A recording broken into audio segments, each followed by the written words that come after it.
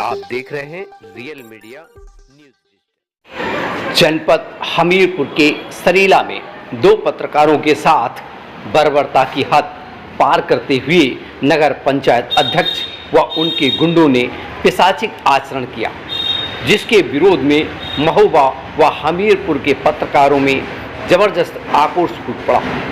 आगे सुनिए पत्रकारों की ही जुबानी, जो उनके साथ बीता वही कहानी।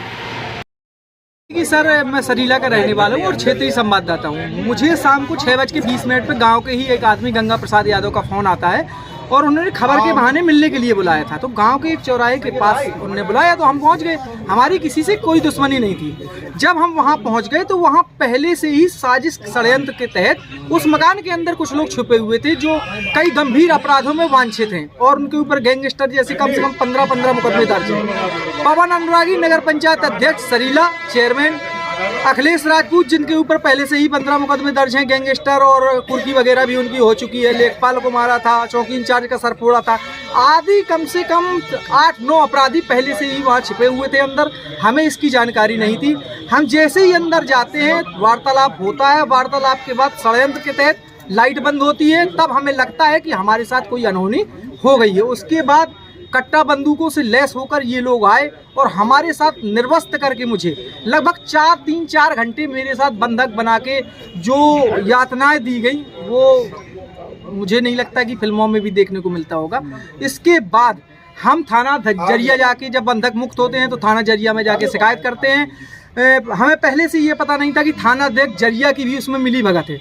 थाना अध्यक्ष जरिया की मिली भगत होने के चलते हमारी जो अपराध था वो चेयरमैन के ऊपर छोटी धाराओं में दर्ज हुआ।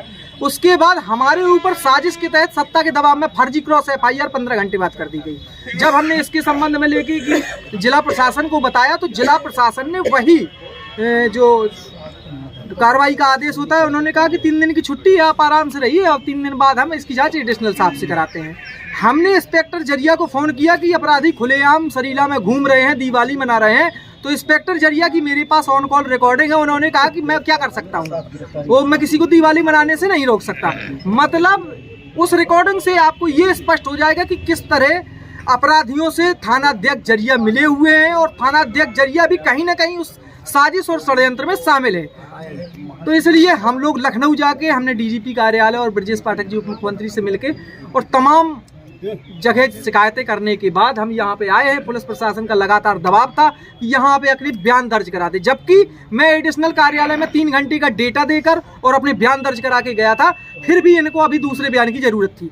तो मैं जिला प्रशासन को सारे तथ्य दे रहा हूँ, सारे साक्ष्य दे रहा हूँ और अगर उनके ऊपर बुलडोजर की कार्रवाई नहीं होती है तो ये एक अन्याय होगा। क्योंकि अगर इसी जगह चेयरमैन सरीला पीड़ित होते और मैं आरोपी होता तो अब तक मेरे घर पे बुलडोजर चल गया होता। तो इसी के तहत न्याय बराबर होना चाहिए।